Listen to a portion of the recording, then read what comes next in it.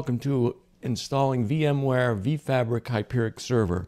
We'll be installing the Hyperic Server on a CentOS 6.3 system. It was installed with the basic server model and has all the upgrades installed.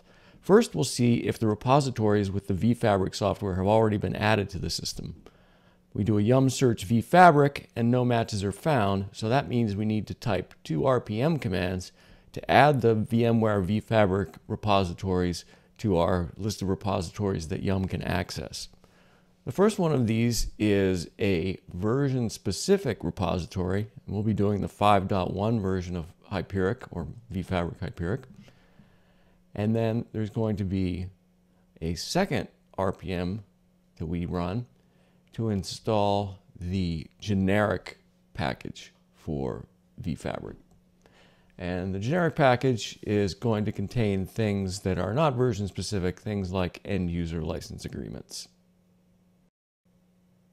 So once we get those repositories installed, we can do our search command again.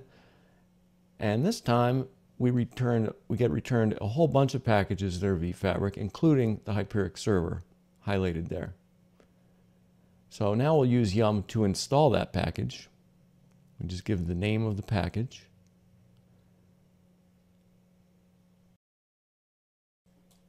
Now we're prompted to acknowledge the downloading of the RPMs that make up the install. Notice that there are 3 packages on which vFabric Hyperic Server is dependent: expect, tickle, and the vFabric end user license agreement.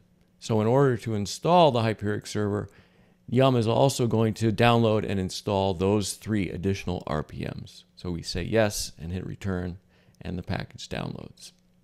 If this is the first vFabric product we've installed, we see the end user license agreement that we can page through with space or just do Q to go to the end, and then type yes to accept the agreement.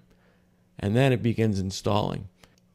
This part of the install requires a certain amount of patience because it takes a little bit of time for the Hyperic Server during the installation to set up the Postgres database that it's going to use to store metric and configuration information. Despite the lack of a progress indicator, rest assured that things are happening, and though we speeded up time in this screencast, for an average install you'll wait around 3 to 5 minutes for this phase.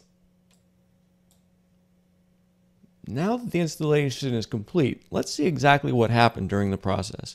We'll look at the main directory, opt Hyperic, and do a listing. One of the directories of interest is Hyperic HQEE installer, which contains the actual bits that are used to execute the installation, including the main script setup.shell. These files may be removed unless you want to use them later to install the Hyperic agent. If we do a PS and look for processes running under the user Hyperic, we'll see that there are a whole number of processes that implement the Hyperic Server, including Postgres and Java. In the main installation directory, there's a script hqserver.shell, which takes the arguments start, stop, or status, and here we use it to indicate that the server is in fact running. The install procedure has also created and configured a script in etc init.d, Hyperic HQ Server, so that when the system reboots, the Hyperic Server will be restarted. Here we use the check config command to see that the Hyperic Server will be started in run states 2 through 5. Now we can use a browser to verify that the Hyperic Server is up and running. We navigate to the URL Hyperic Server with the port of 7080, which is the default listen port for Hyperic. We log in with username password HQadmin, and that takes us to the default page, which, since we don't have any agents right now, is relatively uninteresting because no systems have been auto-discovered. Installing the Hyperic agent on the systems to be monitored is the next step in the installation process, but for now we have successfully installed the Hyperic Server.